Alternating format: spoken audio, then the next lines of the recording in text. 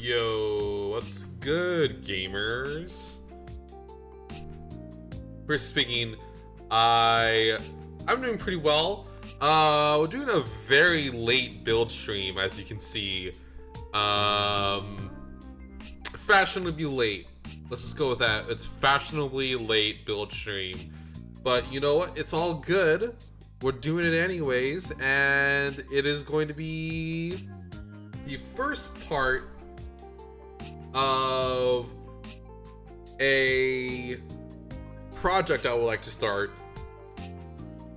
for Gundam called Project Second Strike.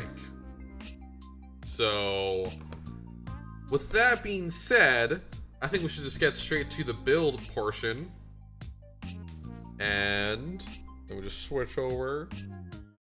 There we go. Hello. But yeah. So we're building a Dagger L today from Gundam Seed Destiny. And I think just without further ado, let's just get straight to it. It's probably going to be a shorter build stream today, admittedly, because the Dagger L is a very quick build, primarily because you don't have a backpack with it. That being said, thanks to one of the viewers, I am actually going to be getting the second part of Project Second Strike in very soon, which is going to be a Wingdom.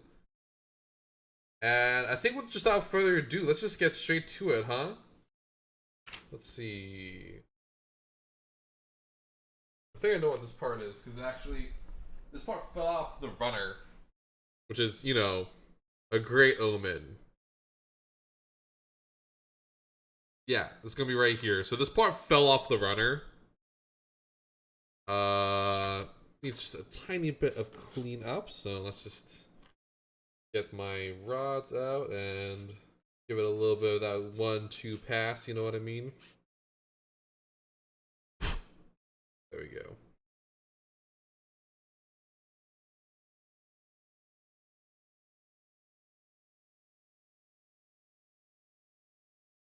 There we go. Just a little bit of cleanup. And then I'm just gonna bring up the poly cap and also this clear runner because it's only one piece for the head. Yeah.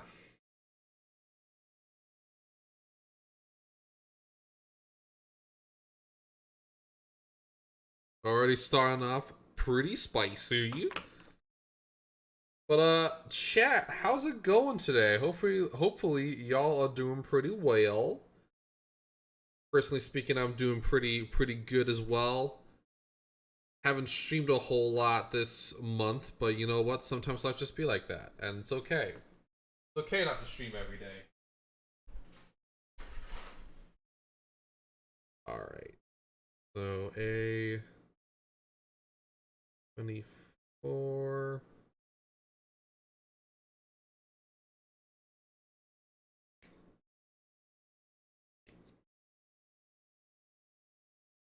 There we go. 24 and 17.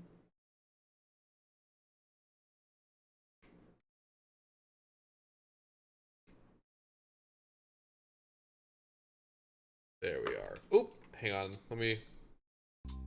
There we are. Turn on my background music.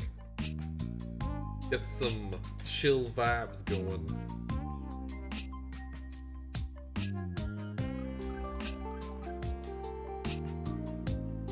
Go.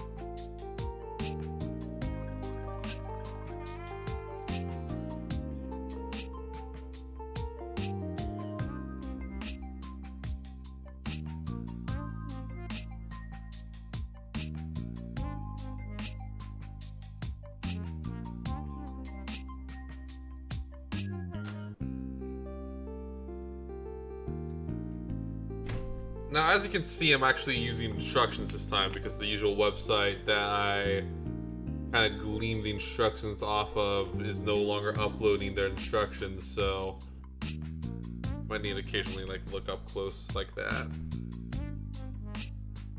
Very unfortunate.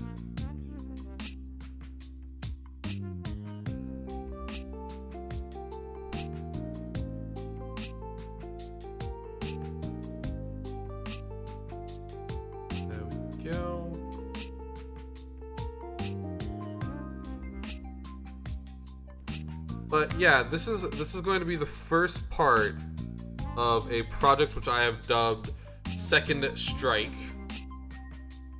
And I'm very excited to keep working on this project.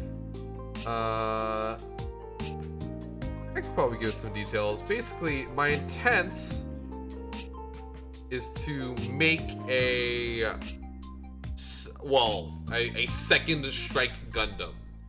Basically using a Dagger L as a base. I want to try to make what I would think a proper like Strike Gundam Mark II, for instance, would be like.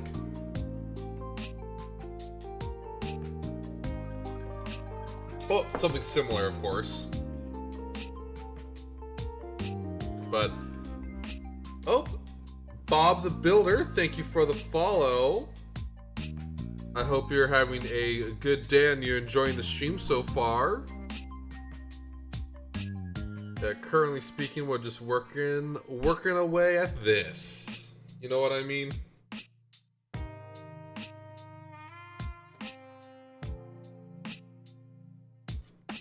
Go and then two.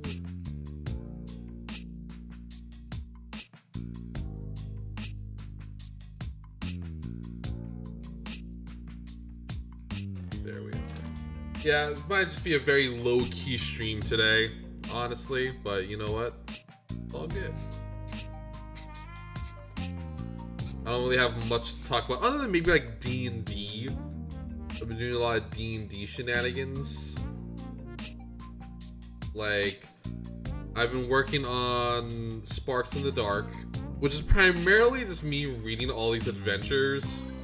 Like, I just got through Princess of the Apocalypse.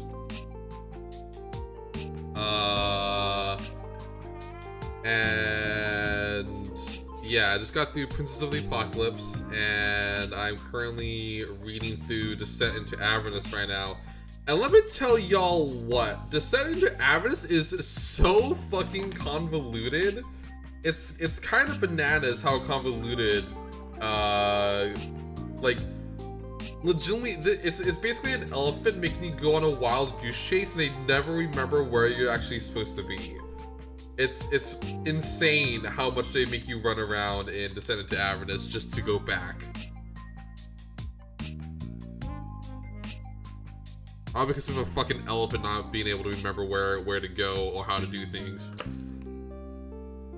And I'm actually like, I'm not even kidding about the fucking elephant too. Like it's a fucking elephant that tells you where to go, like an angel elephant. Whoa. Well, that just happened. Well then. That was very rude, camera. There we go. Very rude of you to do, buddy.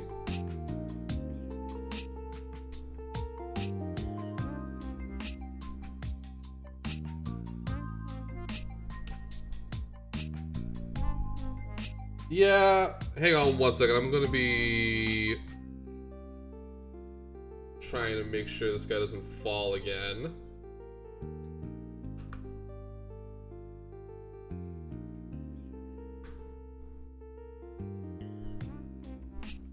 It's very rude of it to drop like that. Let's see. Do I have like tape anywhere? That's my question.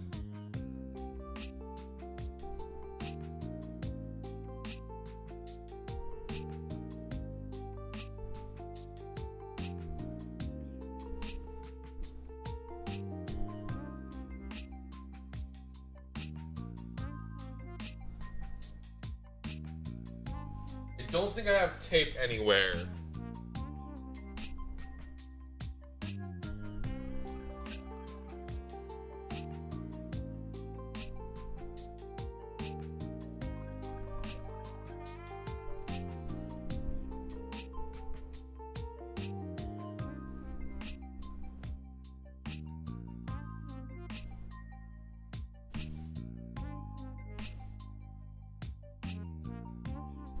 Yeah, that's unfortunate.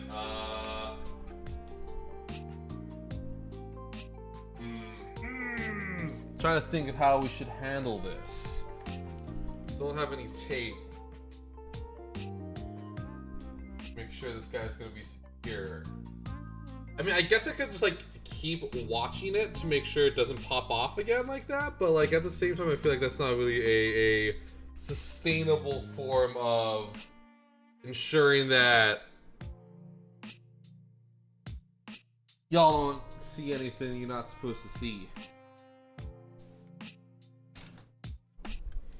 I seriously not have any tape anywhere. I swear I had some tape in here somewhere. Yeah, I guess I don't have any tape. Well, that's unfortunate for B in particular. Anyways, let's get back to it, I guess. I'll just make sure that hopefully it doesn't pop off like that again.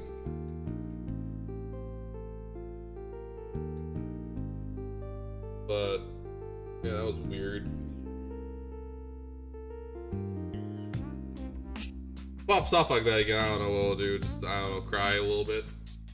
Shit and fart. There we go. Yeah, weird, and weird.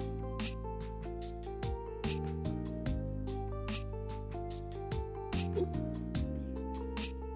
Got to actually put the other one in. But yeah, it's just been like I get the elephant doesn't remember anything, but at the same time, I feel like the designers could have made it a little bit less running around for no reason. You know what I mean? To me, it feels like you're kind of just running around for no reason.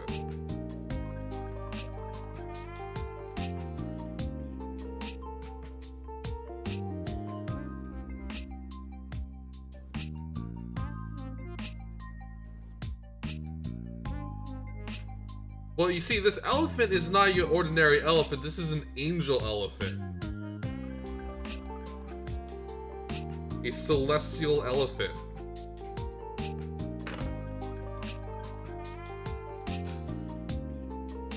And that motherfucker forgot everything.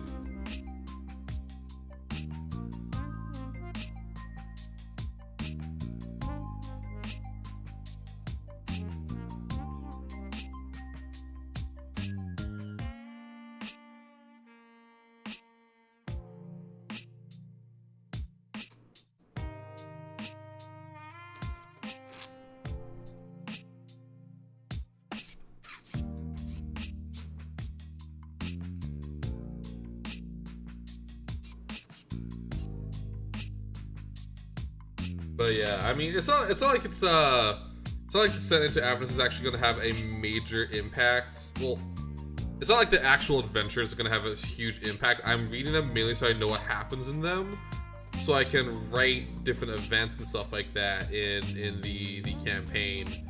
Since it's all about, you know, the like what happens if the heroes never rise up, right? That's the big thing.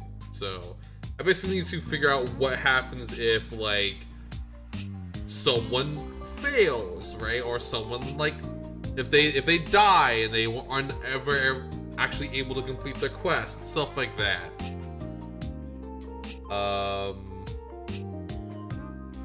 Yeah, so that's the main thing. It's just figuring those details out.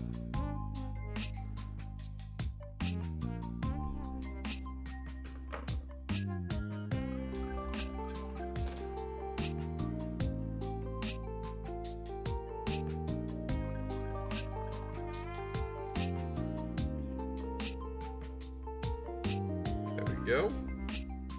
Nice little neck joints. And next, the cockpit. The cock.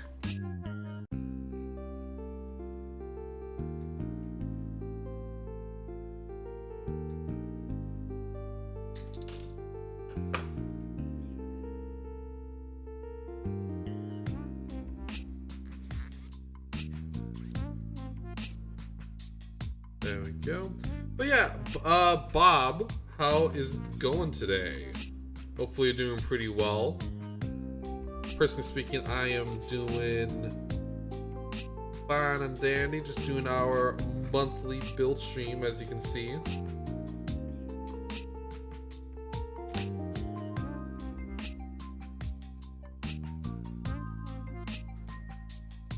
Going slow as fuck. I'm sorry about that. I hope that the stream at least helps a tiny bit.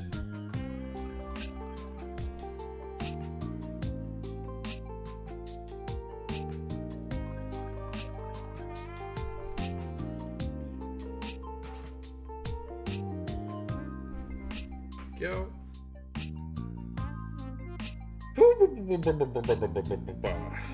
There we go. It's gonna be here doing some of the waist jazz.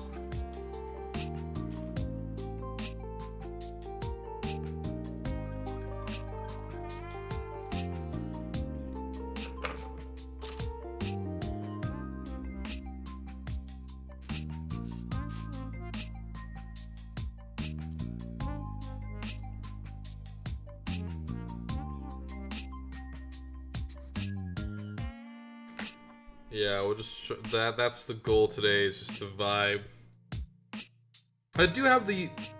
Admittedly, I do have the last solo session of Sparks in the Dark before I can go into full-scale development of the campaign, so that's pretty exciting.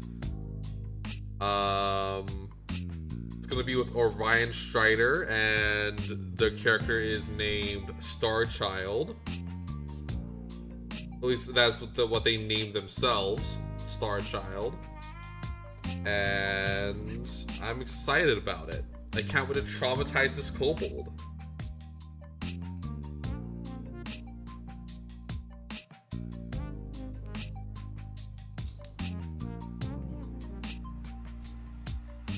Go. Nice little waist tilts going on here. One of the many nice things about this model, honestly.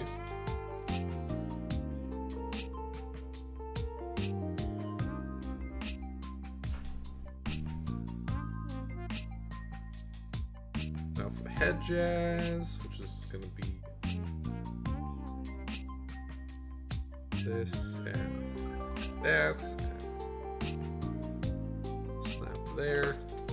Honestly, this head in particular would be very well for like panel lining. There's a lot of detail on this head, which is like a thing that Gundam usually doesn't do that much. Man, also like I'm just like super fucking, my like air filtration system is all fucked up today, so it's just like, I don't know, try my best to not suffocate and die.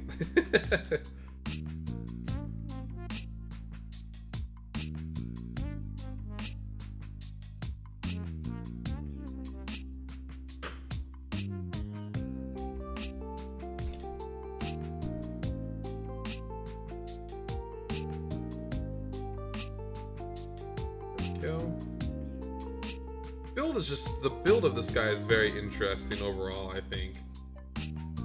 Definitely is going to provide an interesting challenge to modify the head at least, which is one of the main goals of the Second Strike project. I would like to use the Dagger L's head because I like the Dagger L's head over like the Wyndham's head, for instance. And I want to try to make it look more like a traditional Gundam head. But the way that this head in particular is built is very, very specific. So I'm very interested to see how I am going to be able to modify everything and still actually have the appearance of a Gundam without having to like basically completely revamp the head. I mean, that is more or less what happens. The Dagger L specifically is the mobile suit developed by Omni post the Valentine War. Also, I totally messed up this chin, so I need to rebuild it a little bit. The chin popped out.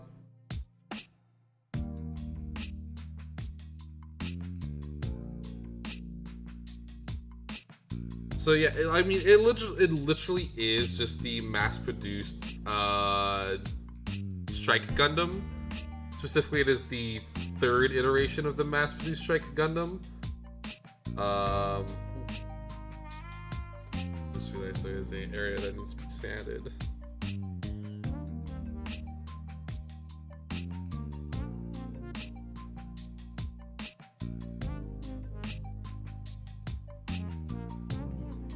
Because it goes, the development history specifically goes, Dagger 105, the Dagger L, the Windham, and then technically the Slaughter Dagger is its own suit, but it's primarily just the Dagger L. But yeah, no, they basically, what I'm trying to say here is that they are just the GMs of Seed.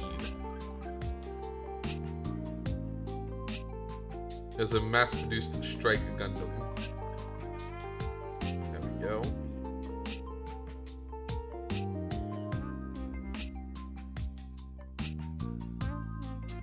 But yeah, it might be... Yeah, okay, that's fair. I mean, it's not as like, extreme in my opinion as like the Estrays, for instance. Like the Estrays definitely got like a very big situation. I mean, the mass-produced Estrays, let's just be real here, they are just mass-produced Gundams. Sure, they are not as strong as the standard like Estrays, like the prototypes. That's just usually how it is in Gundam. The prototypes tend to be really overpowered and they downscale it for full-scale development. I forgot about the Strike Dagger. That's what I was forgetting. Yeah, my bad. I forgot.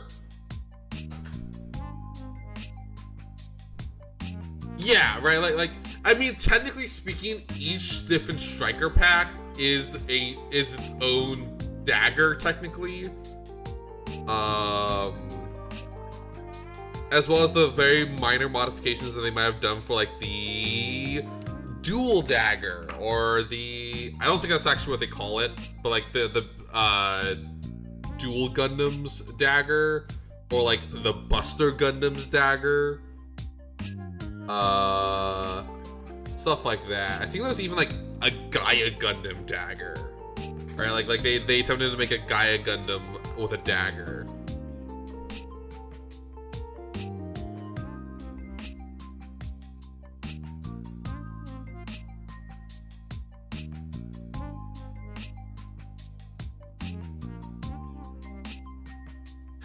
There we go.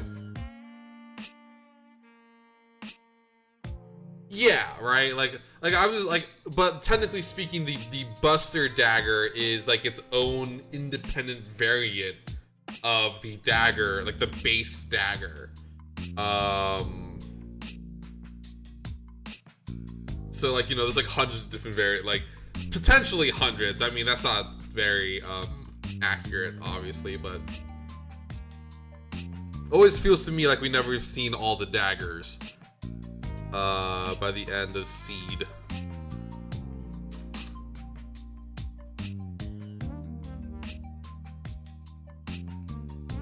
Especially since it seems like striker packs are always being made, like there's different striker packs, and technically when the striker pack is supplied, that's when it turns into like a different variation, at least according to the Gundam Wiki.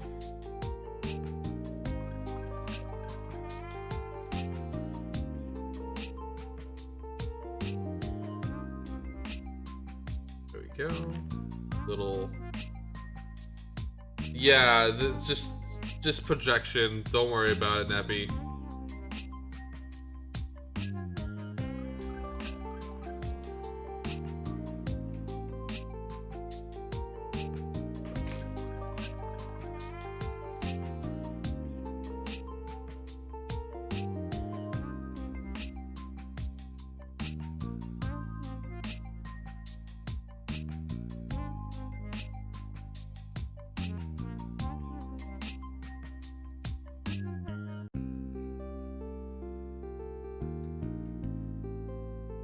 Yeah, I mean, can't all the striker packs that the Gundam, like the Strike Gundam, use also be used on like the daggers and like Wyndhams and stuff like that? Isn't that like a true fact? Like, I forget what it's called, like the full armament striker pack, like the Rouge had. Can that also be used on like the Dagger, for instance? Or is it more just like a power generation? Some don't fit. I mean, I feel like that might just be a very small modification then to make it fit, right?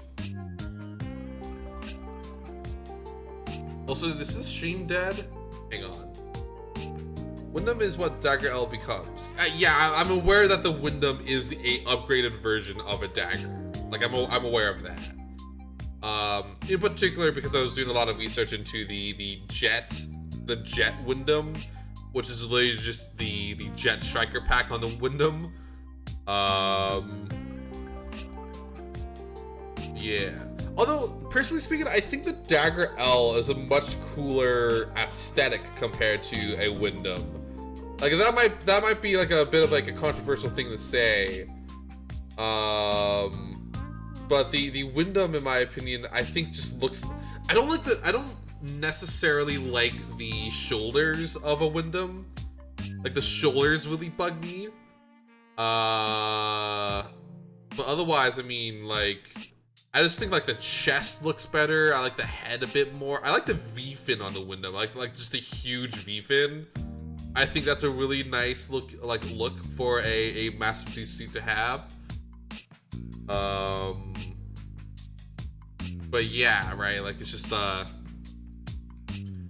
one thing I wish this model. I love this model. Right. This is probably one of the like. I already have one. I'm building another one because I want to make this into a Gundam, as I've said, with the Second Strike project. This guy is, in my opinion, one of the best mass-produced like mobile suits I've built, other than like maybe the GM, and that's like a technicality with the GM.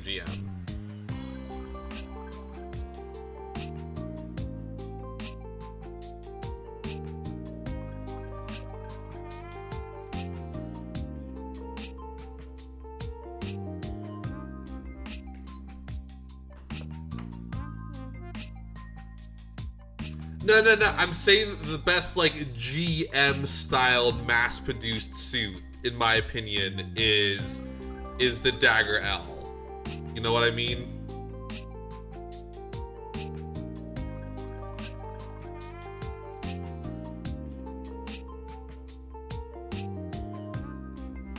But the Nether Gundam is pretty cool. I will give you that. The Nether Gundam is a valid choice.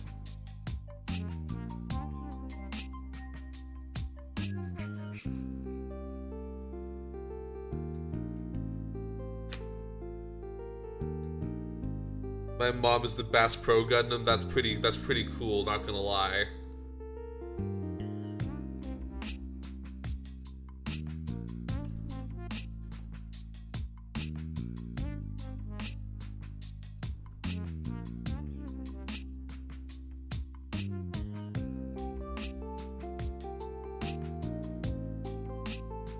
One thing, Nether fought the devil. What Dagger even do? It eat hot chip and shoot nuclear bomb. That's what it do. Because I think it also has the nuclear bomb pack capable. Like, it has that. You can shoot a nuclear bomb. Shoot 2 nuclear bombs if it wanted to. You know, commit some war crimes as a treat.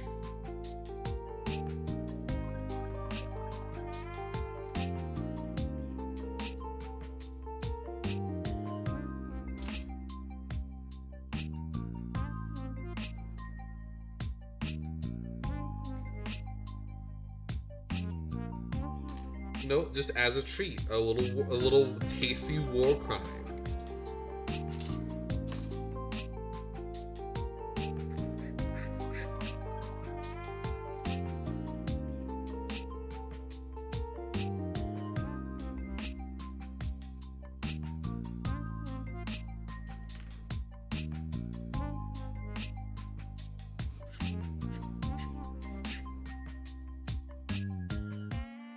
Yes. A nuclear bomb is in fact a war crime.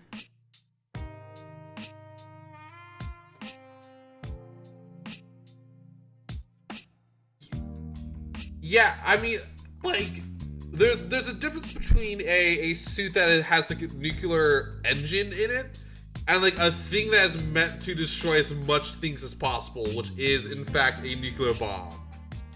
Like a nuclear bomb, like is like erase your opponent button, and the Dagger L and Wyndham's can carry 2 nuclear bombs.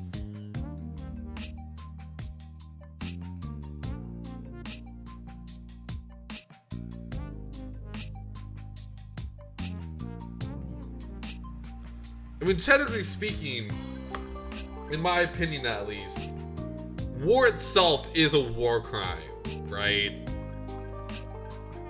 Like war is like not like should not be a legal thing.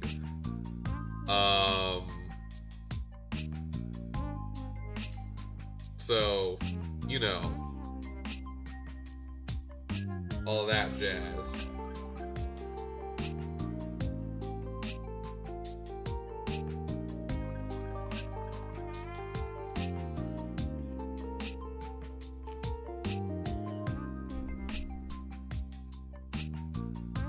Making sure the camera doesn't pop off again.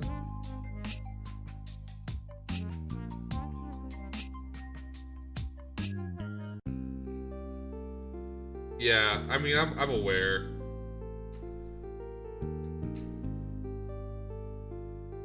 I always feel like really weird liking Gundam because I'm like, war is like horrible, right? But then I see a big robot punch another big robot and then shoot a giant laser and I'm like, yes! You know what I mean? It's such a weird like conflict of interest for me, I guess.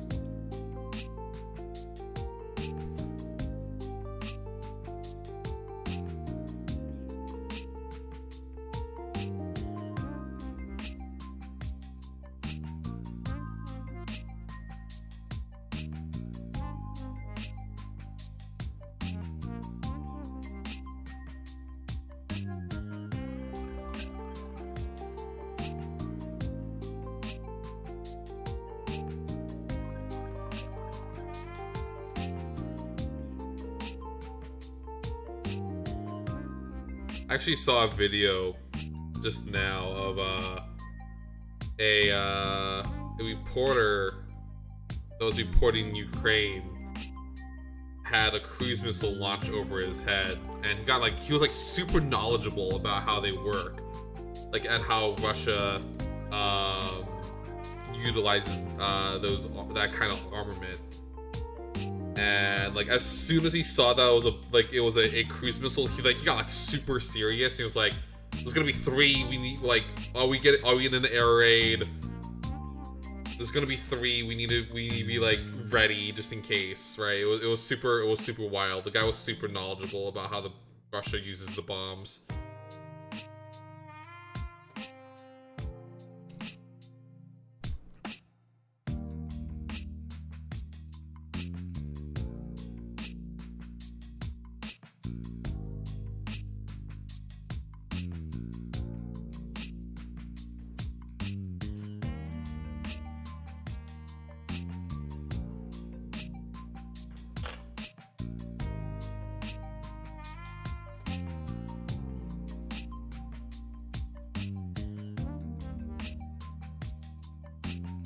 There we go.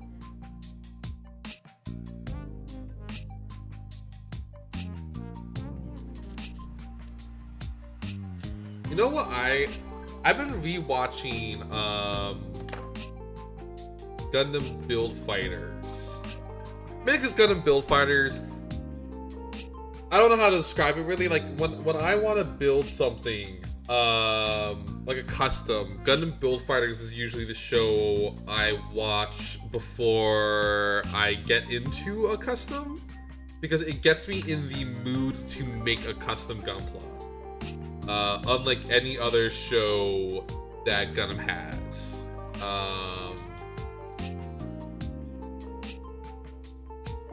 So this is like my 6th time watching through Gundam Build Fighters, but you know what? I'm still watching through Gundam Build Fighters.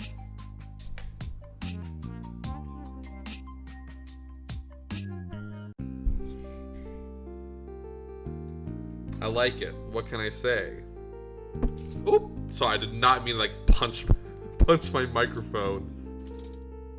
Hope y'all enjoy that excellent audio of me just sucker punching my microphone. But y'all weren't even expecting to be punched today, but here you are. A nerd who just got punched.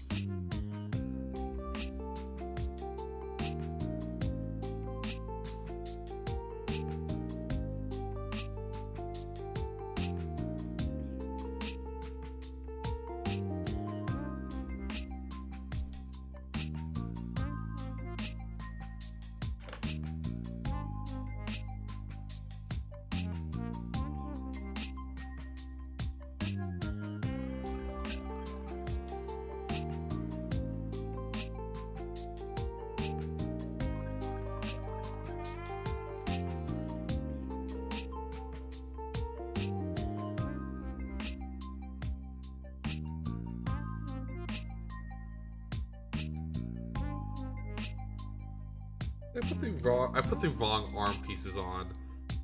Yeah, I put the wrong arm pieces on. This is from I put the 4 arms from the strike on it by accident.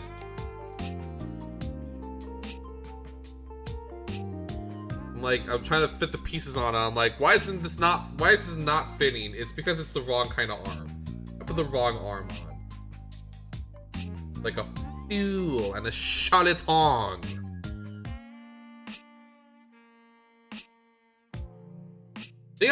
I think I did the same exact mistake the first time I was building a Dagger L, was put the wrong arm piece on.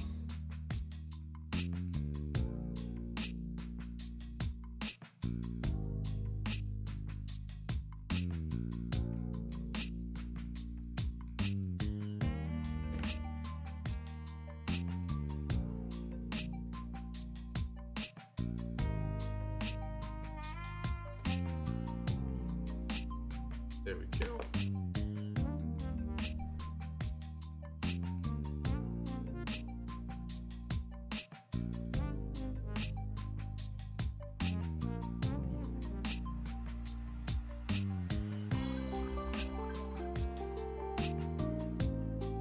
Yeah, this suit is so handsome.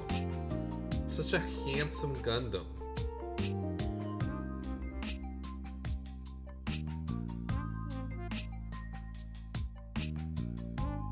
Handsome.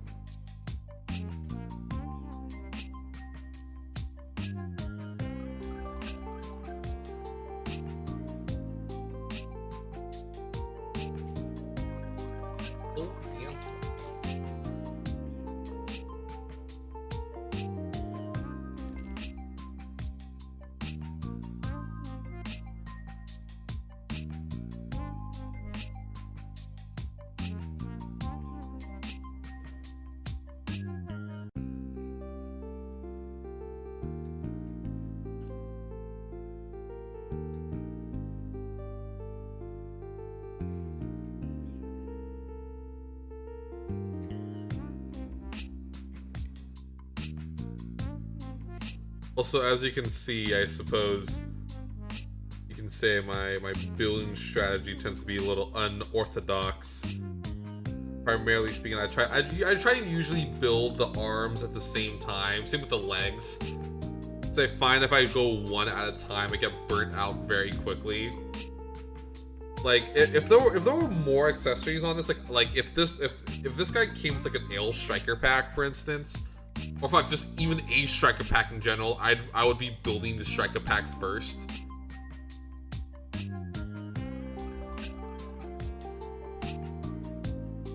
Because, in my opinion, it helps kind of build in that order.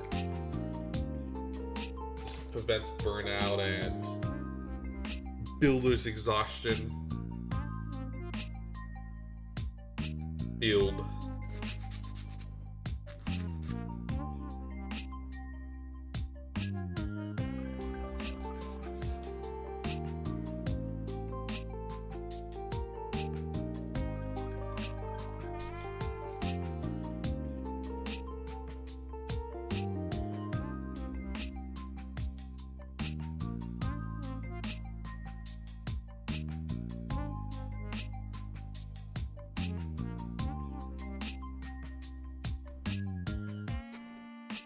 There we go. It's a little bit of that's straight up hot and saucy blow clean blow. Get the dust off.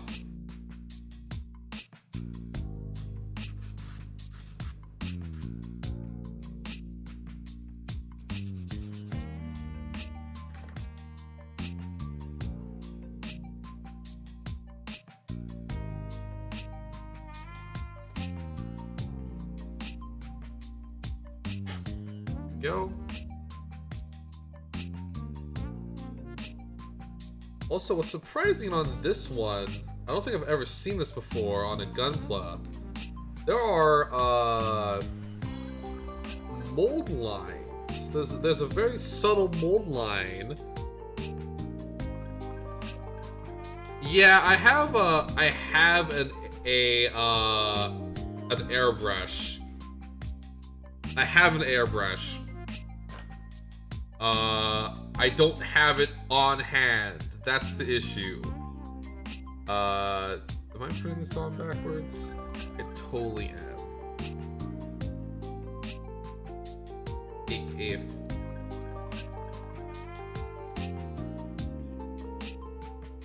oh man.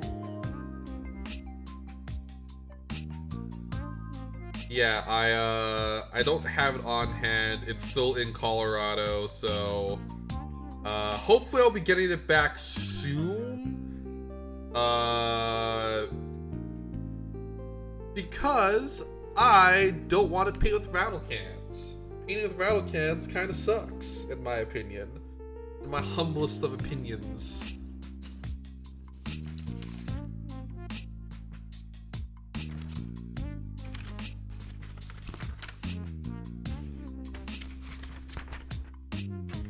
God.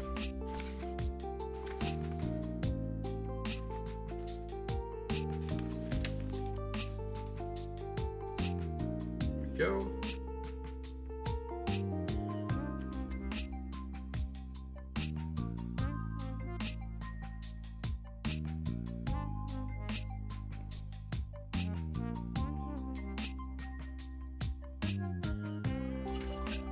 Yeah, I wish I had my airbrush again. I don't know how I would stream the process of painting a Gundam. With like an airbrush in particular. Well, I'd love to figure that out. I would love to figure it out.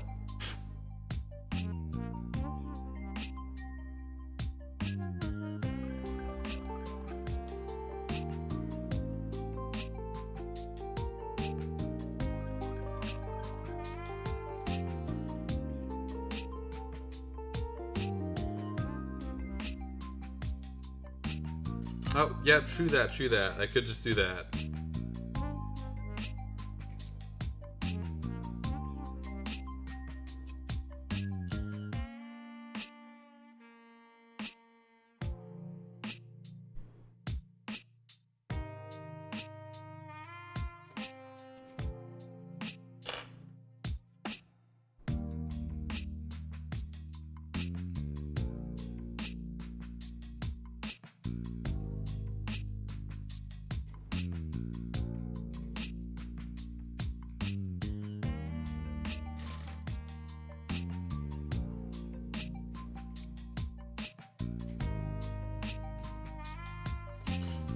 Go.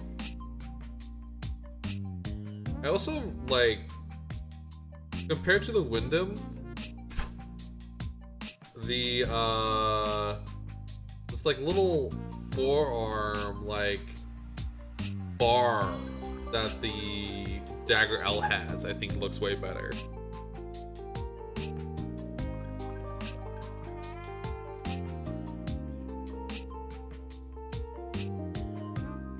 Dagger L, I don't think has this, if I recall correctly from the show and model.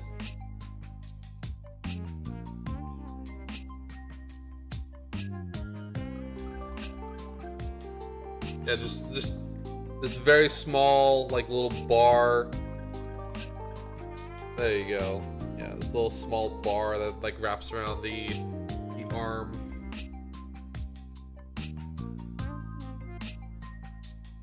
Something about it I like. Can't explain it.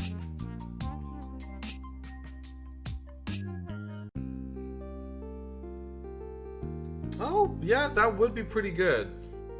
That might be my next big investment for streaming.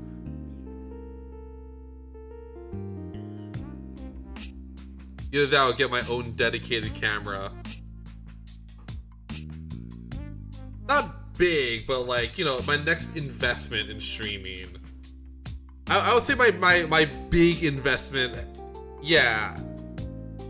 I just said more just like investment. Also, I'm a very poor person, so you know.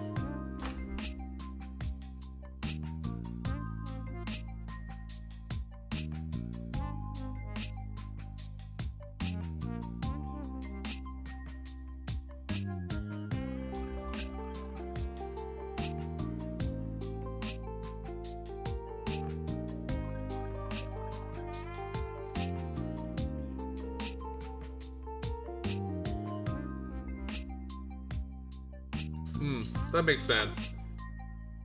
I don't have a 3D printer. I feel like it's something I should also try to invest in. Just a 3D printer for model kit projects and stuff like that.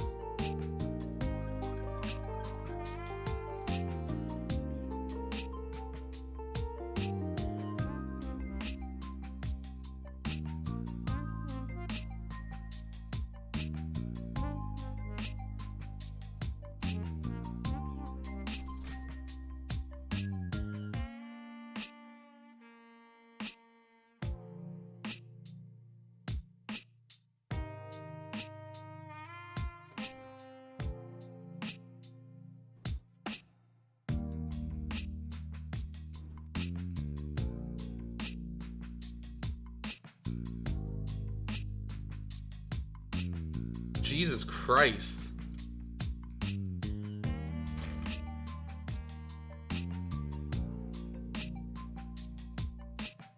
That is a very large grandpa you have.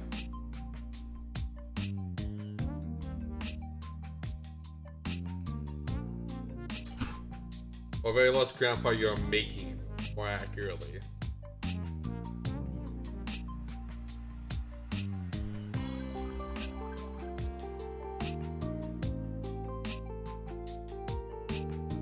That, I mean, $48 for something that big, I feel like it's not that bad. Of course, that is, I imagine you're not including the expenses of the printing materials and such. So.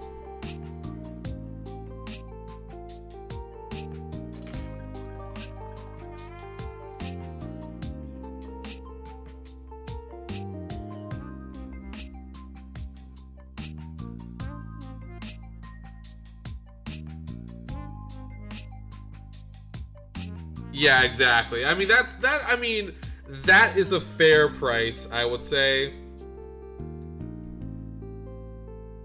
Especially considering the size. Out of curiosity, is it posable? Like, would you be able to pose this Gramps, or is it just or is it more just like a big ol' statue that you put together?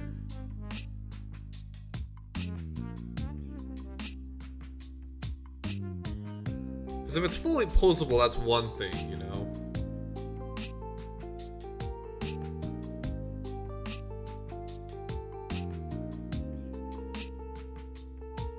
Jesus Christ. Opening cockpit. Does it have a cockpit?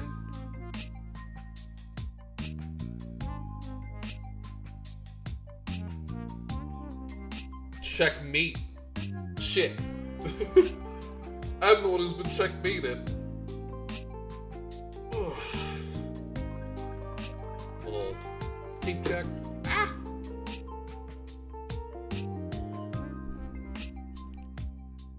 Is the core fighter deployable? Like, can you take the core fighter out and like it folds out the wings and stuff like that?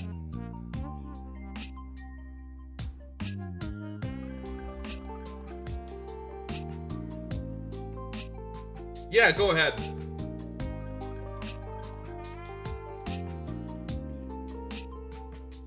Shoot that link.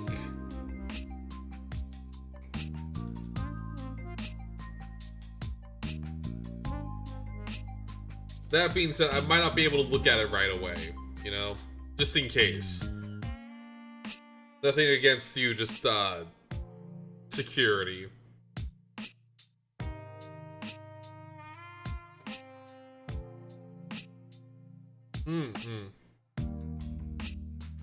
I mean, for an extra $3, that sounds like it's pretty worth it to me.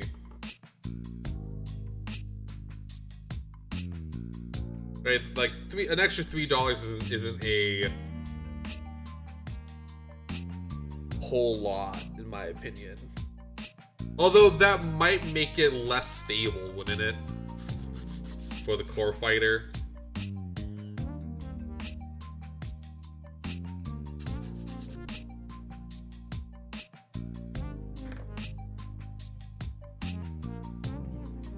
It works also.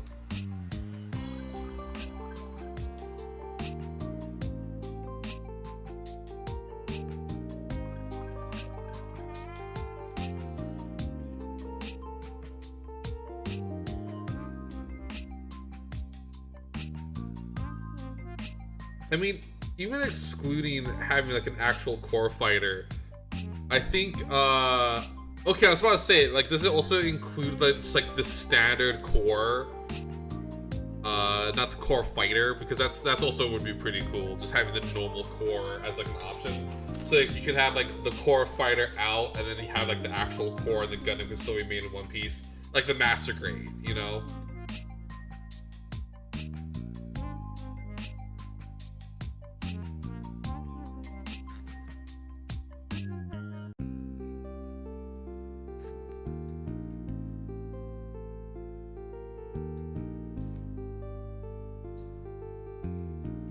Nice.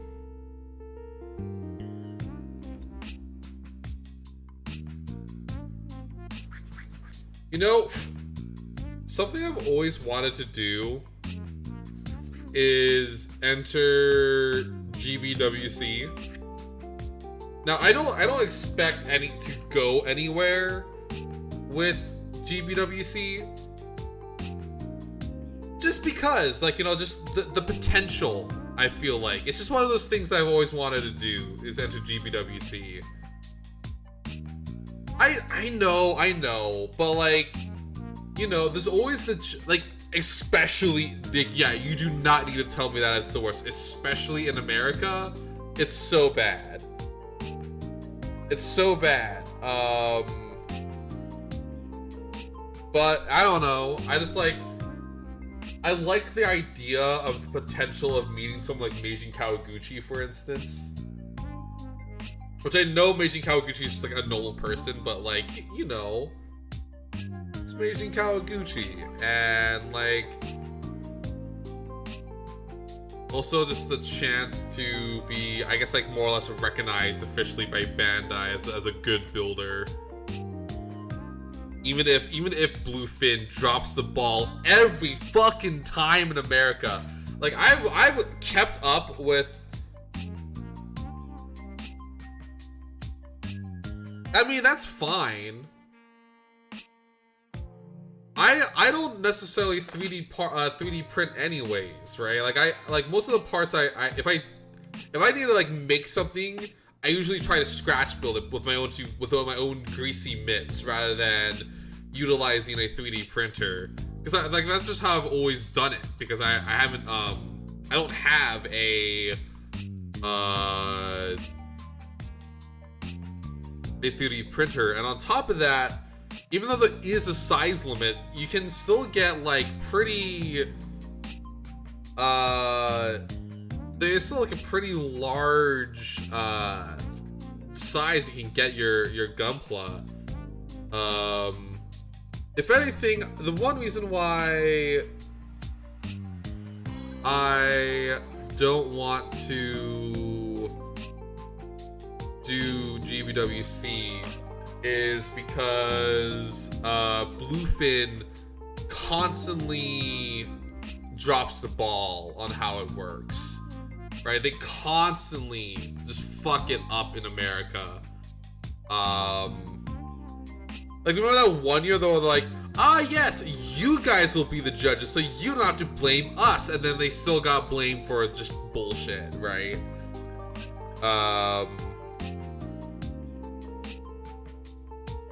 I don't know about that. I don't recall that being part of the rules unless they changed it.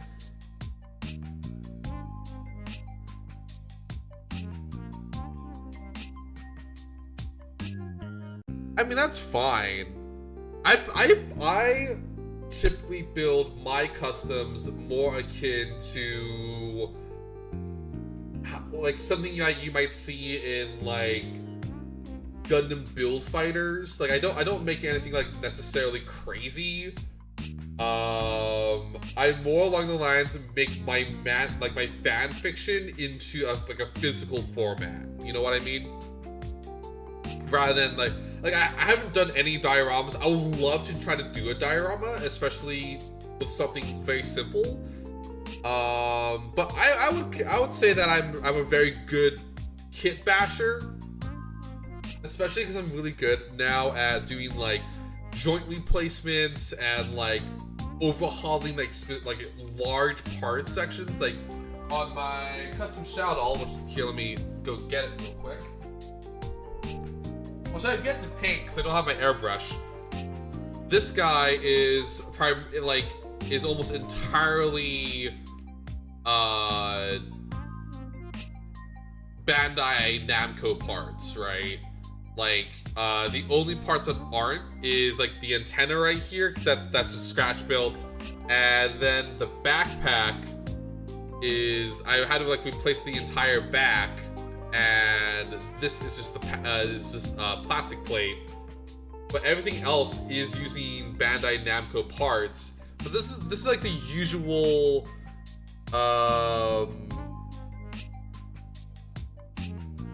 This is what I usually build, right? Something like of this like this, where it's using Bandai parts and something that you might see in like in a build series, right? Mainly because, if I'm being honest, I'm mainly inspired by like the build series. I started watching Gundam. I started building Gunpla because I watched Gundam Build Fighters. Right? I watched Iron Blood Orphans, which I liked. I liked Iron Blood Orphans, and then I immediately watched Gundam Build Fighters, and I got completely enraptured in Gunpla. So I usually build in that style, like the simpler sets, more cohesive ideas, stuff like that, and just a single model rather than something like a diorama. Which I think is kind of what GBWC usually looks for, is something much more like you making your own Gundam than a diorama, which I understand why people don't like that, but I like that, you know? That's what I like to do with Gundam. That's what I intend to do with this guy, is make the second strike out of it. So, I don't know. Like, I get why people don't like the GBWC, but I want to do it eventually, just because I want to prove to myself that I can enter a contest and at least do something with it. Even if Bluefin fucking sucks at judging.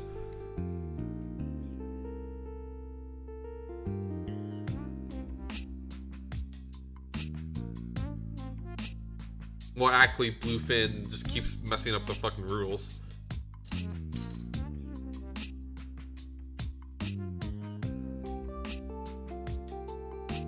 Plus, admittedly, there hasn't been any contests. Yeah, I mean, yeah, I forgot that Bluefin got. Yeah, I am not gonna miss. Bluefin can rest in piss. Honestly, I'm gonna be real with you here. They made so many issues so much worse because they just refused to actually like sit down and think.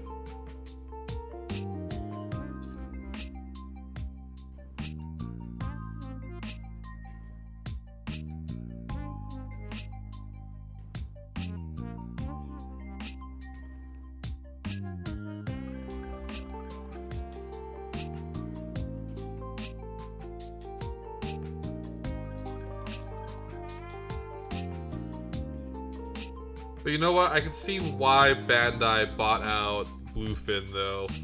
Just take the importation into their own hands, especially after Bluefin keeps fucking up.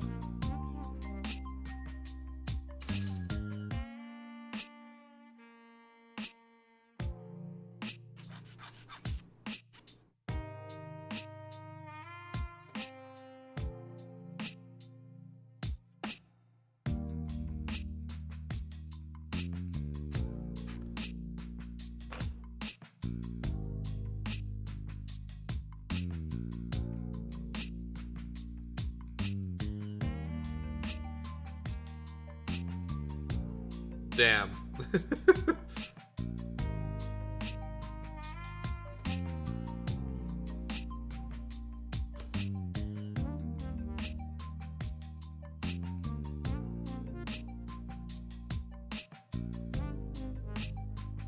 Yeah, I am not gonna miss it.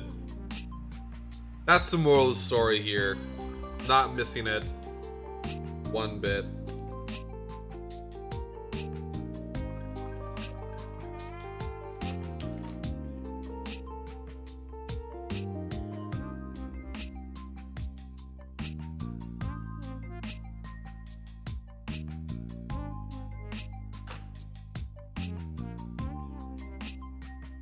Always love this little booster. Just, you know, a little booster in the thigh. Not the thigh, the calf. That's the word. That's the fuck. Calf.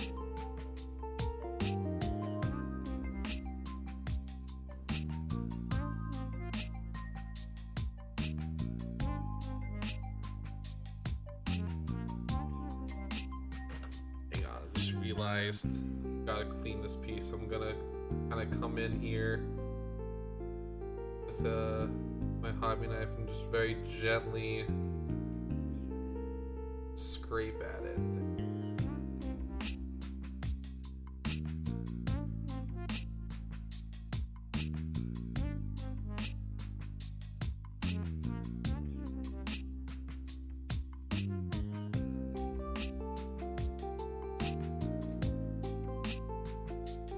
There we go.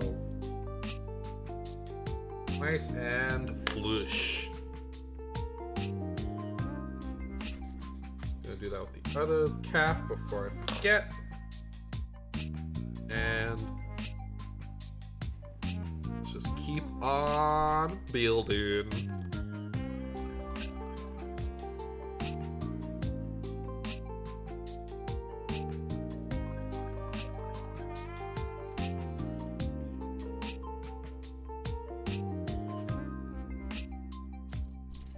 Yeah, that being said, though, with me wanting to join GBWC and stuff like that, I honestly don't expect to go anywhere with it. Like, that's just the truth. I don't see myself as a good builder.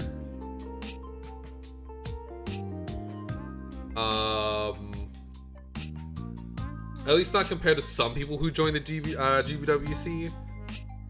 I'm not as good, and thus I don't expect to ever win or do any or go far. And it's not meant to be like a deprecation thing, right? That is just how I view myself as a builder. I see myself that I see other people being able to do really cool things.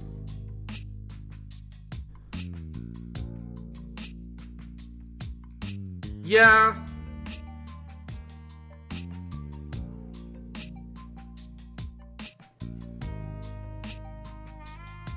Yeah, that's true.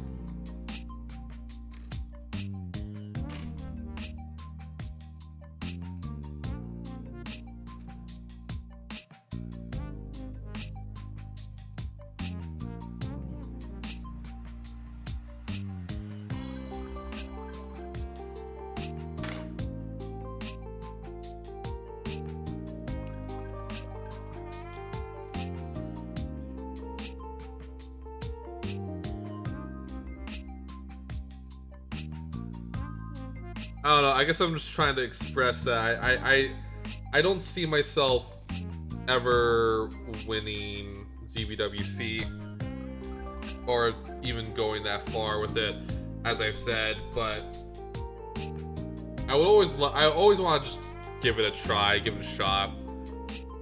Although I don't know how they're doing GBWC this year, especially since I'm not sure if they're still doing COVID rules or not. Because I remember just when the pandemic started, I guess, they did like an online competition, and I submitted a picture of one of my Gunpla named the Gundam Bathim, and I remember that I didn't expect anything to really come out of it, but then like they showed like a picture of like the of honorable mentions. It was like a collage of honorable mentions, and the Gundam Bathim was there, and I was like, "Yo, the Gundam Bathim, it's there!" Like, cause like I didn't think it was a good build. Right? Like, it didn't really do anything that special. It was just a simple kit bash of Iron Blood Orphans kits. But the Gundam Bathim was there.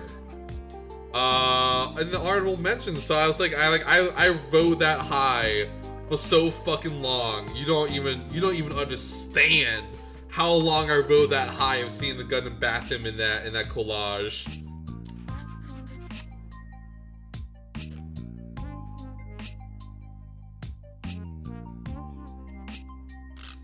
Ooh, that was a bad sound. Yeah, I rode that high so fucking long.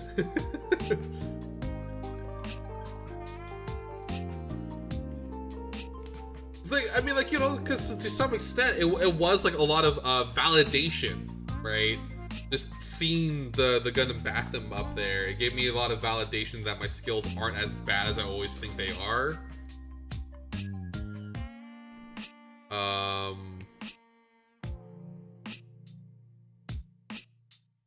Nothing we do is hard. Paint is simple. Decals, wand, water slides, all just stickers. We've been doing that since 3-year-old paper with weak glue scrapings. Just making scratches in plastic. Made of overpriced expensive models for no reason. Yeah.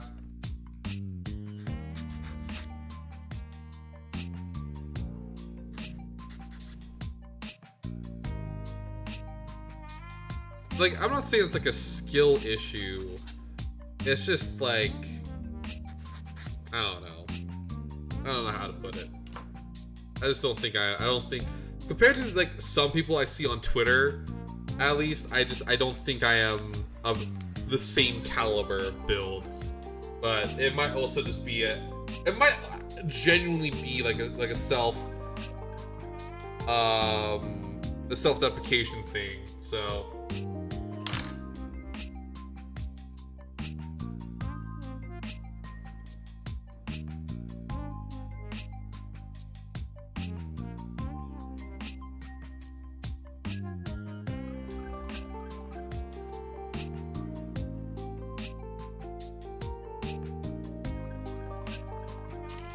yeah, that's true. I remember with the shadow that I was doing there, I had to be confident with it. With the back, I did that on stream, by the way. I customized the back of it on stream. I remember I had to be confident with it, or else I knew I was gonna fuck up if I didn't commit. So I forced myself to commit all the way, and it resulted in me having a pretty, I would say pretty advanced technique of like chopping up a back and then proceeding to rebuild it completely. Like, I would say that's a pretty advanced thing I did there, right? It's like I legitimately chopped up the back of the Age 1.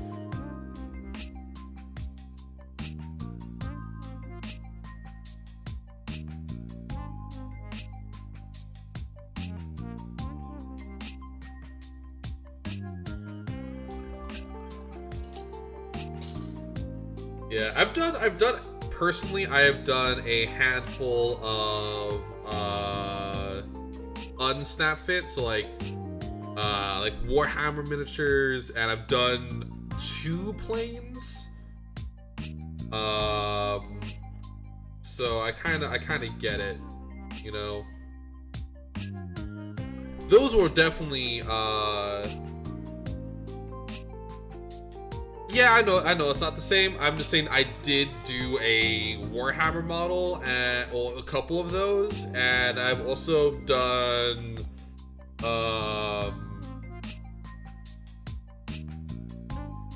some planes. I did with the planes, it was a Mustang like plane and a Leo 45 from World War II.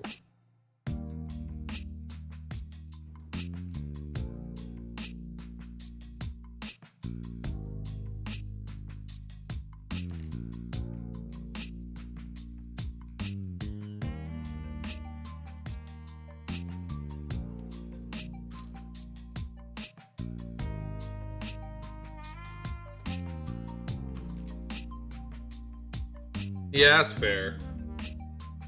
That being said, Warhammer was pretty fun. The models were, at least. I think I did like 1 game of Warhammer. I just haven't really had the time nor money to continue working on my army, nor to drive down and like play the game on my game workshop. That being said, that might change soon.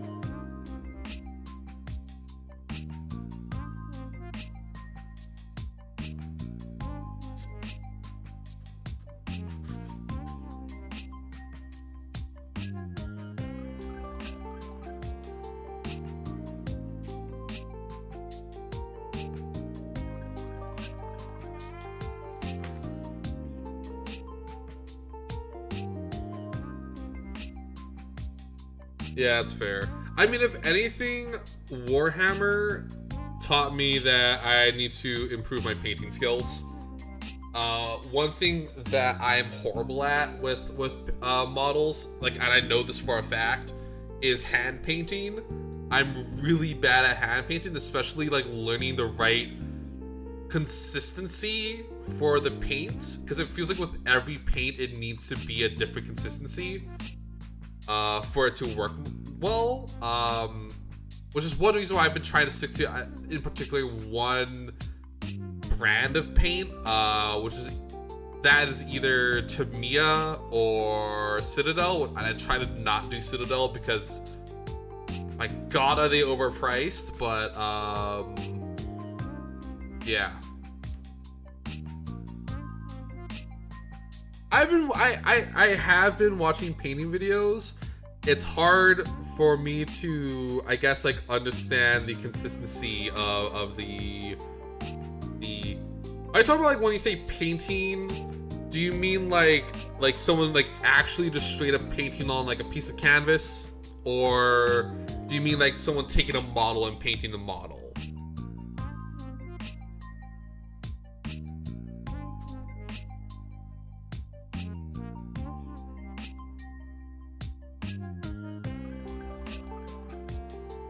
Canvas art. Okay, I honestly haven't thought of that. I haven't thought of watching that because I primarily watch model videos.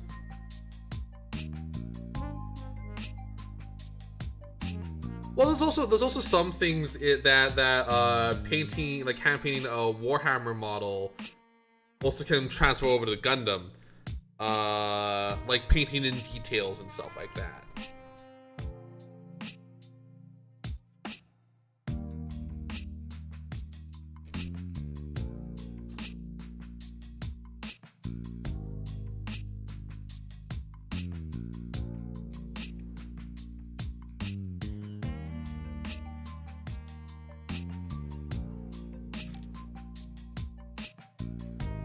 Like there's we end up with a 3D figure at the end, but the two hobbies are nowhere near the same. That's fair. Yeah. Yeah, that being said, I do agree. Like Warhammer is definitely a different beast compared to Gun. There's definitely like I've noticed with the two hobbies, there's a definite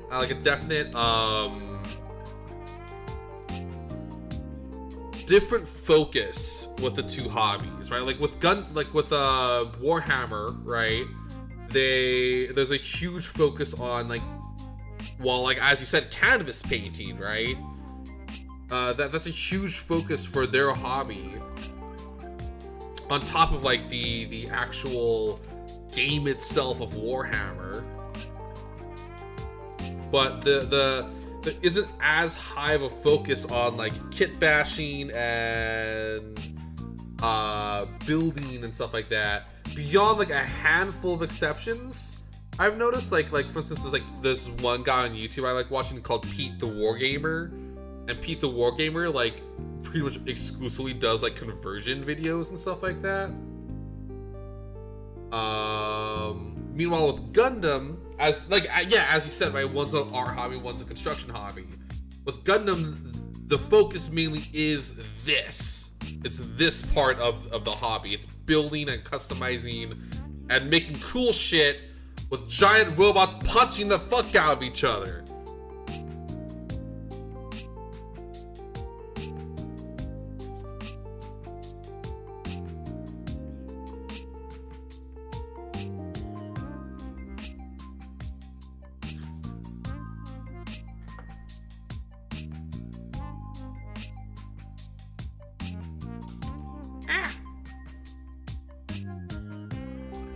But yeah, it's just interesting seeing the two different. It's also really interesting seeing a Warhammer hobbyist that work on a Gundam. It's really interesting seeing that. Like, have you ever seen those videos? Because they are very interesting. The way they approach Gundam is completely different compared to us. Like, sure, there is like still a little bit of like working on like kit bashing and trying to make it look kind of like what they want to make it look like, but the way they paint a Gundam like how they would paint like a miniature, which is like 100% different from how a Gundam person would paint a Gundam. Which I know is just sounds redundant, but it's true, right? Like, the way that you paint a Gunpla is 100% different than painting a Warhammer model.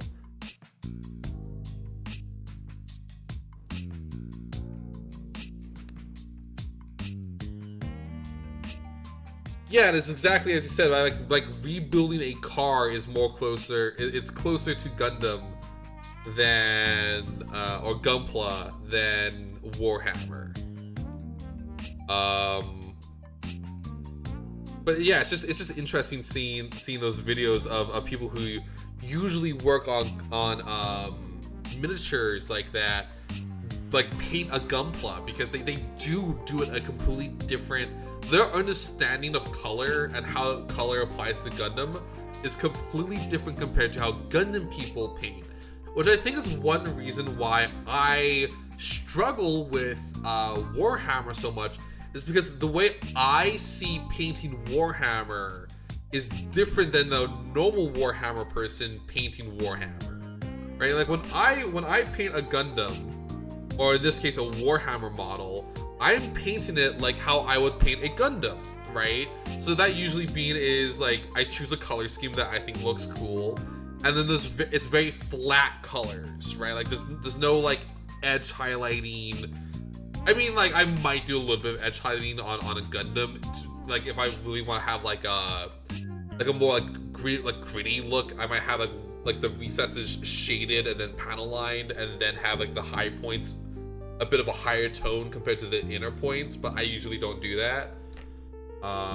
It's like a very rare exception, not the standard for my building practices. But like, you know, like with a Warhammer person painting a Gundam, it's like they're like thinking about like the like edge highlighting and like washes, which I mean, like I said, I do panel lining, but I don't necessarily wash my sets that much unless I want to go for a very specific look in areas. Like for instance,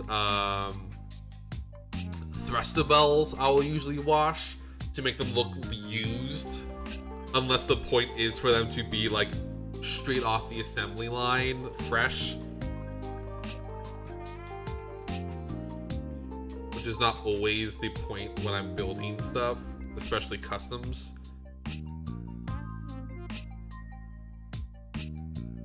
There's also like in Warhammer as a hobby, there is an aversion to using water slide decals, while us as Gundam builders are like, shit dude, I don't want to paint that little red symbol, let's use a water slide and just make the plastic melt into the paint using chemicals.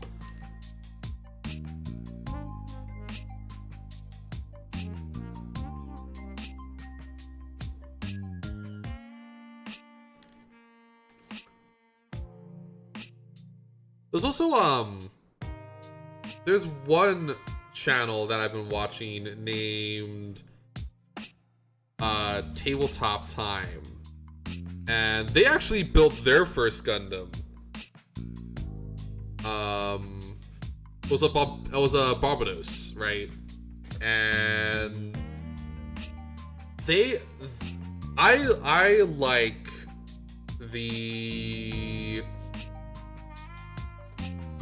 like them.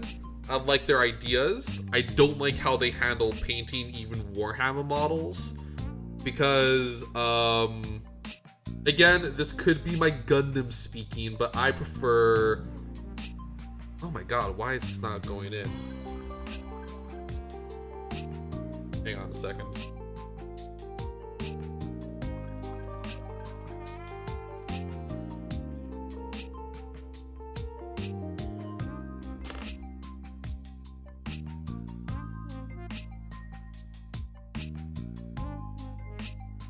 Jesus Christ.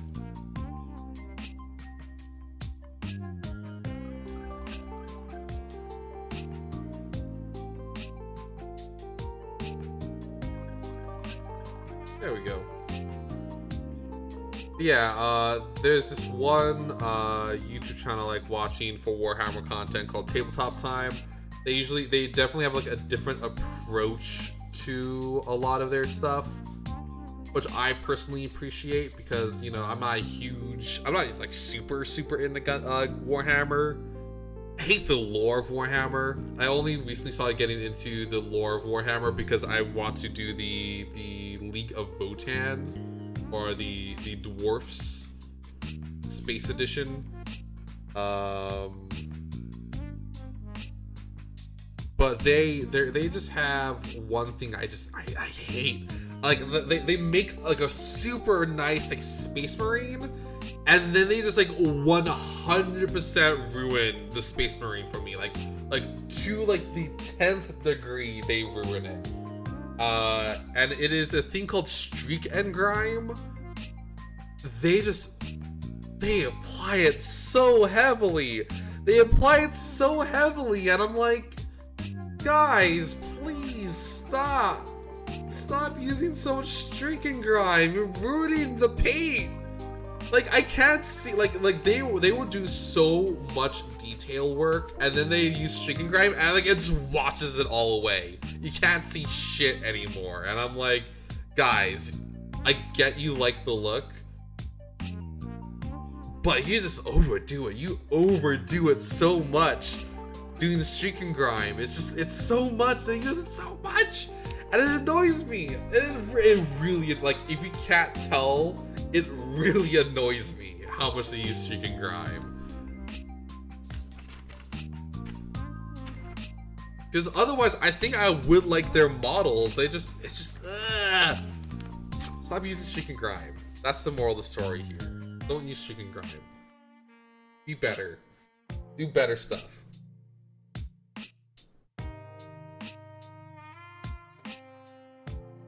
Ooh, big stretch. Sorry.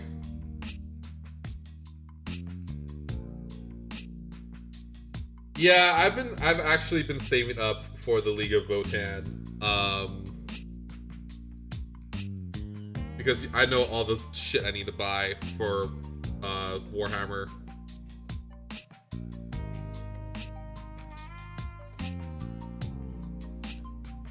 And it's unfortunate because I do actually like legitimately want to play it. So I had to take some water. Get a Saturn 2 10-inch 8K resin printer in D&D tabletop game. I wouldn't mind that actually. I've been thinking about also trying to get a 3D printer. Not necessarily for Gundam projects, but because I also want to do like D&D stuff. I also like saw this one print that was like a from Mech Warrior. It was like Mech Warrior Online, but they made it like into like a model that you can build, and I really want like a posable model, and I want to get a rifleman because that was my favorite suit in Mech Warrior Online when I played it. You know, before they started doing the turf shit, and I'm like, well, time to no longer play this game forever.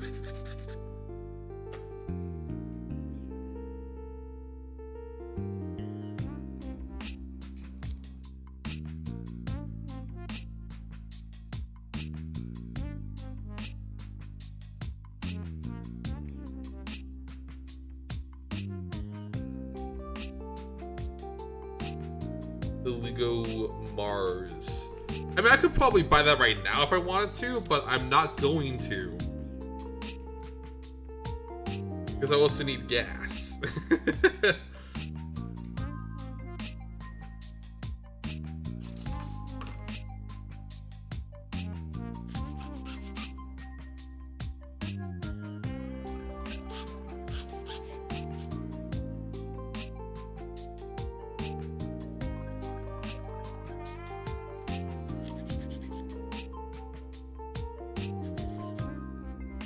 Go.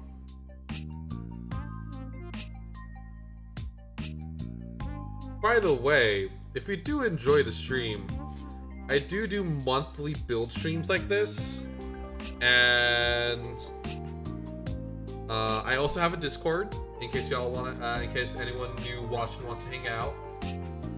You can see the link here. That's where you can also get stuff like my like stream announcements, as well as just hang out with me. I talk about Gundam a lot there, so like, you know, if you want to continue talking about this stuff like that, especially after the stream, I'm open to do that right there.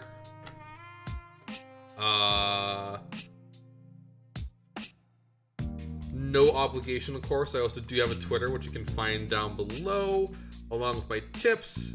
If you want to support that stream in that fashion, of course, there's no requirement to. And yeah, I hope y'all are still enjoying the stream, because I have. It's a very nice build. It's a refreshing build. You know what I mean? It's simple. It's effective. It poses like a dream. As I've already said, I've already Hoot, Amazon 8 stops away.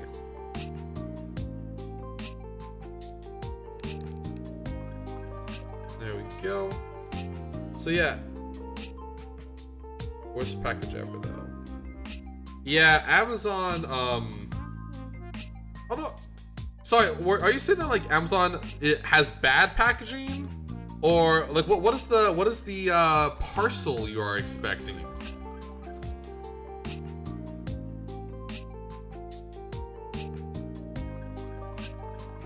Like what is the parcel? So just gonna cut out its beam sabers right now.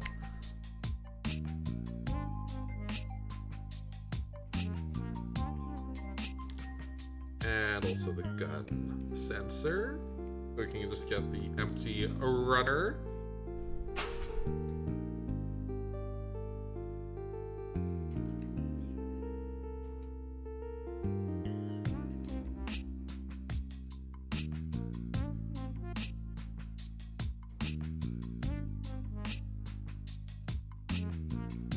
I ordered a X-Tool D1 with air assist, and they sent 2. That's weird. That's kind of weird that they sent in two parts like that. Were you expecting it to be in 2 parts like that? It doesn't sound like you were. Which makes it kind of weirder.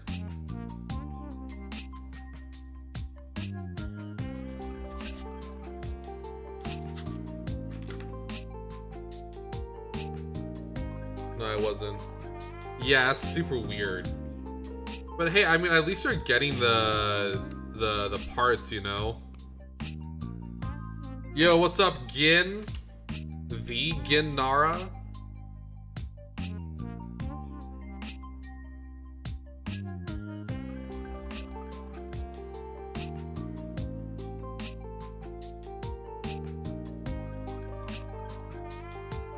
We're just building some Gundam, baby. Consume. Okay.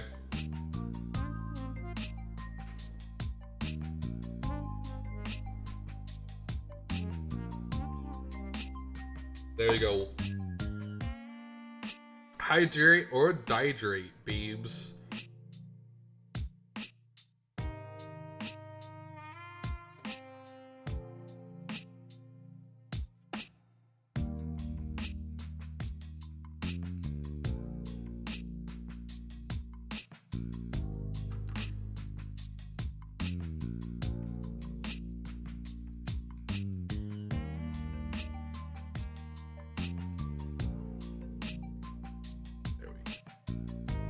I love, man. Can I also just mention, like, I know that the Dagger L and the Wyndham basically have the exact same side skirts, but I just love the side skirt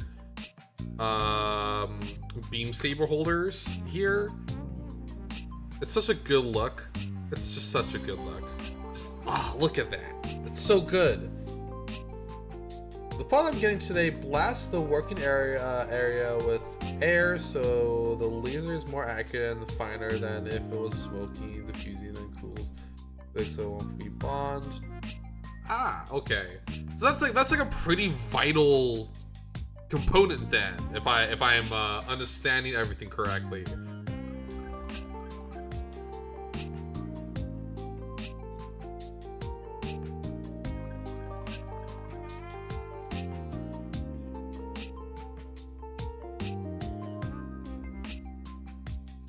Yeah, that sounds like it would be a very vital component that they just happen to have left out.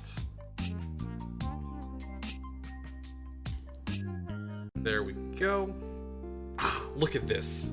Sleek, sexy, love the colors. Honestly, I'm probably gonna try to keep the color scheme for the second strike using this color scheme, because it's just, it's like a spicy pizza. It's super good. Just love how this looks. And also, honestly, I love the head of the Dagger L. I might try to keep the head relatively intact and just give it a V-fin. And maybe change some other things around, like maybe like get rid of the earmuffs for a more traditional looking like head Vulcan. So that's like cheek plates. But I don't know. I personally like the kind of subtler colors of the Dagger L. Like the red isn't super red, but like I disagree there. Seed is not muted in colors. I think the Dagger L has been muted. That's the only one that's really been muted. I think like all the other Gundams and stuff like that in Seed happen to be very bright. With maybe like the exception of like the Buster and Dual Gundam. And also maybe like no, that's kind of it in my opinion. I think most of the suits in Seed were actually very bright. Just this one in particular happens to have a much more muted color scheme. Although it does have like the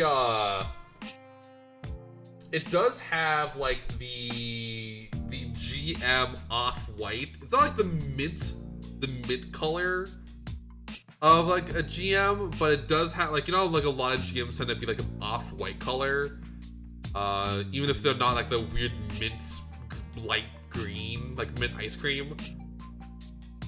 The Justice, that's an exception. I would say the Justice was very muted, but like the Infinite Justice, the Wyndham, the Akatsuki, the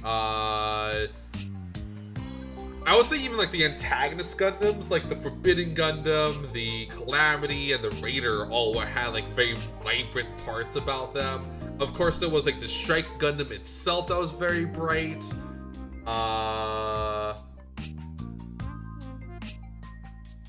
Yeah, I guess that's true. But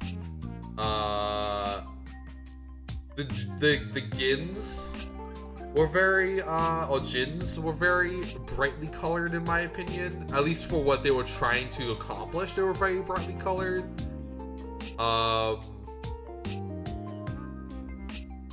Of course, the Impulse was brightly colored. Same with the Freedom and the Strike Freedom. Although I would also argue that those might not count because the Gin has very vibrant parts of it, right? Like let's be real here. Like the Zaku is also a very muted Gundam, but has a big old bright eye, and like the Gins have like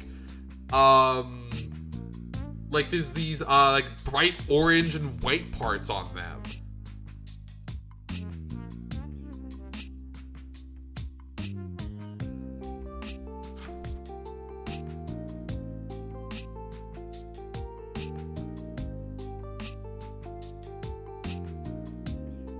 Like there were colors. There were colors is what I'm trying to say.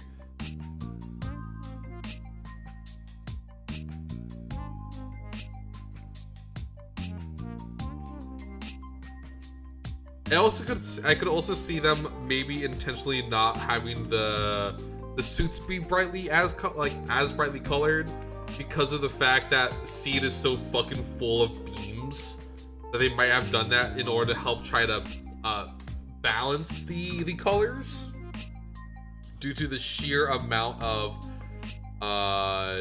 lasers going off at one moment during Seed.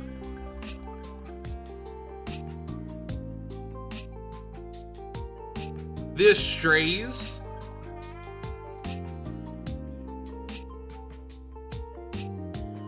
The Strays were very brightly colored. And like not even like the red frame. I'm talking about like the mass-produced Strays.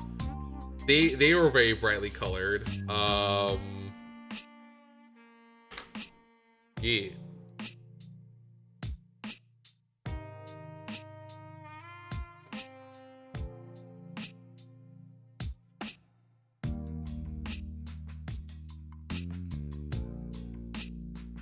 And it's not like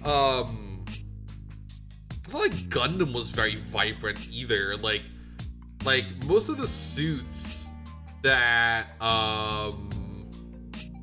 Amuro fought were like pretty dull in color, unless it was like Char or like Ral or fucking mobile armor.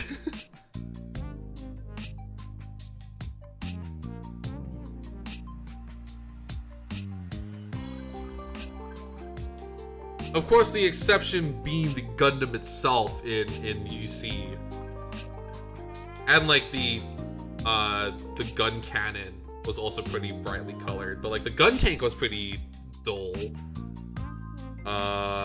except for like maybe its head.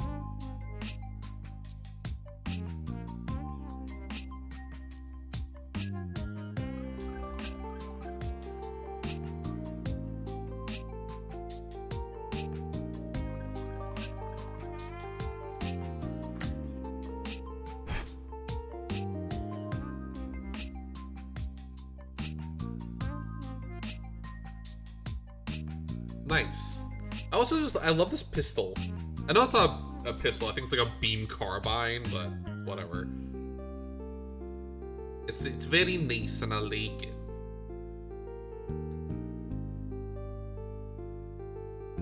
It's very nice.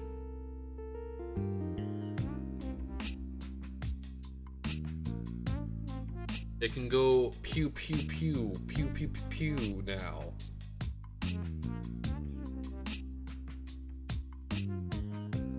Look at that. Look at that. I wish I had that backpack. I'm getting the backpack. I bought a Wyndham, but it's not gonna be here for a little bit.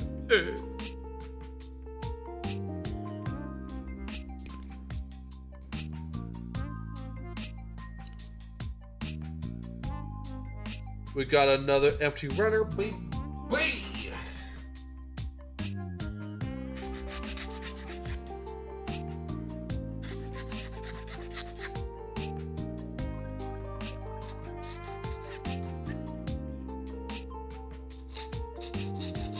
There we go. Yeah, you know it. Fucking yeet it off to the, into the void.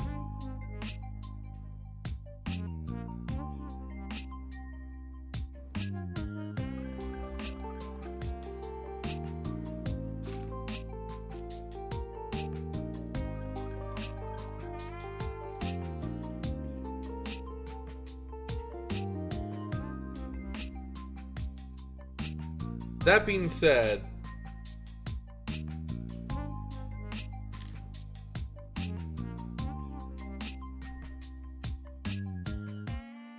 I don't know, but I agree. You gotta, like, as soon as the run is empty, you gotta fucking chuck that shit off into the void.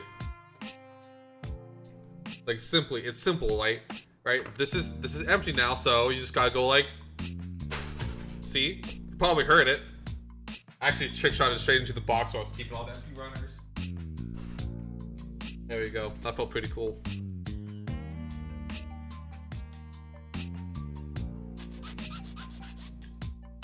Like, I don't necessarily treat my runners with compassion.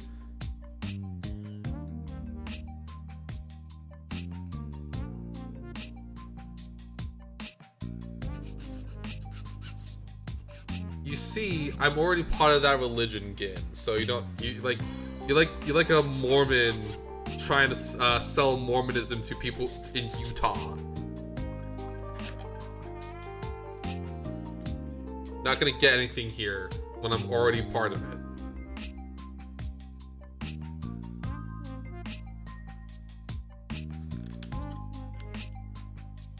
Boom.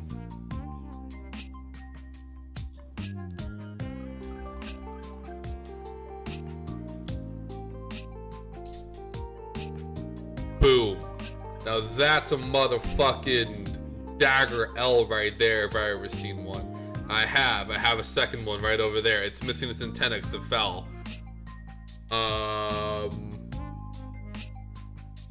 Yeah, damn.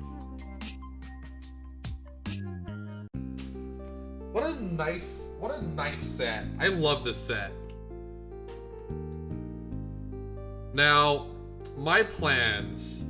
I'm gonna talk about my plans a bit for this boy before we end the stream. So, you know, you gotta do it, right? I have aspirations for this, for Project Second Strike.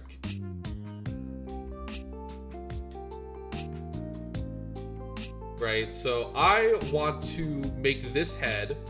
I want to keep the chest relatively intact because I actually really do like the chest, especially like the double titty vents here. But I want to make I might want to replace the cheeks for a more standard appearance for a seed suit. So like, probably gonna take inspiration from maybe like a Strike Gundam or like the Build Strike. I want to give it a V-fin. I might want to try to keep the antenna. It might look a little weird having a asymmetrical V-fin like that, because this is like borderline V-fin right here. There's a V-fin going off like right there. It might look a little weird having like a little flourish off to one side, but it might look cool as well. I want to keep the arms relatively intact. I like the arms too. Probably change out the front V-fin, front skirts. And I want to give the lower legs of a Wyndham to the Dagger L. And then I want to also give this a the Jet Striker pack. And I want to modify the Jet Striker pack to be like a cool combo between like an Ale Striker pack and the Jet Striker pack. But that's the plans. Of kind of a simpler custom. Still kind of cool, at least the potential to be cool. And yeah, with that, this is the first part of the Project Second Strike. The donation bar down below right here, like right here, that is for funding to get some more suits and stuff like that to continue this project. Of course, it's not required, but it will be greatly appreciated to anyone who may want to donate. And as I said, if you wish, you can join the Discord if you want to get updates, as well as just hang out and see when I'm going live. But otherwise, that was the stream for today. I hope you all enjoyed. I enjoyed myself, at least. I would like to try to stream tomorrow. The Tori is also good. The only issue is trying to find one. That's the main issue, is trying to find one. But I would love to try to maybe do something very similar with it. Maybe with like a second pilot, like how it can transform into a plane. I don't think that's the Tori, but like you know the pack that also is a plane. That might be pretty cool. I would like to try to stream tomorrow. I don't know if I would be able to, but I would love to try to stream on Friday. That's for sure. So maybe tomorrow, definitely on Friday, maybe on Sunday. We're gonna be trying to play some more State of Decay, as well as maybe trying to get some of my buddies in and play like Earth Defense Force again. But otherwise, there is nothing really else to announce. Once again, I hope you all enjoyed yourselves. In case you haven't joined the Discord yet, here is the Discord, and let's give a quick raid to my good friend Horatius the Dwarf.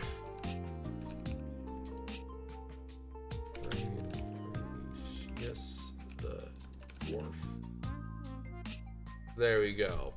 And with that, I hope you all have a wonderful day. Make sure you get yourself some water, some food, all that good jazz. And I'll see you all next time.